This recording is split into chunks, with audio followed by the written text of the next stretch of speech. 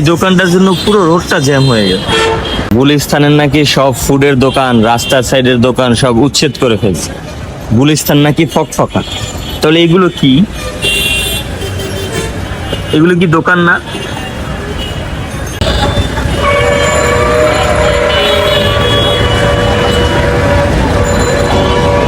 দেখি এই দিকটা একবার দেখি। এই যে দেখো, দোকানে অভাব নাই। রাস্তার সাইডের দোকান নাকি উঠাই দিছে, রাস্তা নাকি একদম ক্লিয়ার।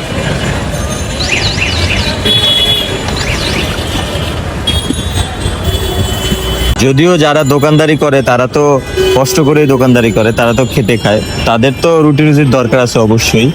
এরা কারা? এত বাইক কোথা থেকে আসে? ও আচ্ছা, এরা হলো পাঠাও রাইড শেয়ার করে, কিন্তু দেশে নাকি তেল নাই। এত বাইক কোথা থেকে আসতো? এই যে দোকানটা বসাইছে, দেখছেন কোথায় এই দোকানটা বসাইছে?